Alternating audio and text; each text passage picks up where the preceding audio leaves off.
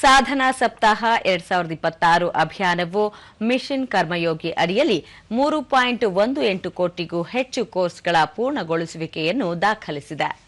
ಇದು 10 ಪಟ್ಟು ಬೆಳವಣಿಗೆಯನ್ನು ಗುರುತಿಸಿದೆ. ಈ ತಿಂಗಳ 2ರಿಂದ ಇದೇ 10ರವರೆಗೆ ನಡೆದ ಈ ಅಭಿಯಾನವು ಭವಿಷ್ಯಕ್ಕೆ ಸಿದ್ಧವಾಗಿರುವ ನಾಗರಿಕ ಕೇಂದ್ರಿತ ಮತ್ತು ಸಾಮರ್ಥ್ಯ ಆಧಾರಿತ ನಾಗರಿಕ ಸೇವಾ ವ್ಯವಸ್ಥೆಯನ್ನು ನಿರ್ಮಿಸುವ ಸರ್ಕಾರದ ಬದ್ಧತೆಯನ್ನು ಬಲಪಡಿಸಿದೆ. ಪ್ರಧಾನಿ ನರೇಂದ್ರ ಮೋದಿ ವಿಡಿಯೋ ಸಂದೇಶದ ಮೂಲಕ ಇದನ್ನು ಉದ್ಘಾಟಿಸಿದ್ದರು. ಈ ವೇಳೆ ಅವರು ಸರ್ಕಾರಿ ಕಾರ್ಯಕರ್ತರಲ್ಲಿ ನಿರಂತರ ಕಲಿಕೆ ಮತ್ತು ಸಾಮರ್ಥ್ಯ ವರ್ಧನೆಯ ಪ್ರಾಮುಖ್ಯತೆಯನ್ನು ಒತ್ತಿ ಹೇಳಿದ್ದರು.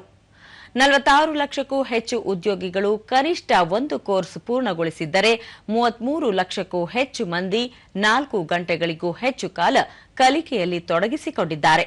ಸುಮಾರು 36.6 ಲಕ್ಷ ಉದ್ಯೋಗಿಗಳು ಕನಿಷ್ಠ ಒಂದು ಕೃತಕ ಬುದ್ಧಿಮತ್ತೆ ಸಂಬಂಧಿತ ಕೋರ್ಸ್ ಅನ್ನು ಪೂರ್ಣಗೊಳಿಸಿದ್ದು, ಇದು ಡಿಜಿಟಲ್ ಕೌಶಲ್ಯ ಮತ್ತು ಉದಯೋನ್ಮುಖ ತಂತ್ರಜ್ಞಾನಗಳ ಮೇಲಿನ ಹೆಚ್ಚುತ್ತಿರುವ ಆಸಕ್ತಿಯನ್ನು ಪ್ರತಿಬಿಂಬಿಸುತ್ತದೆ.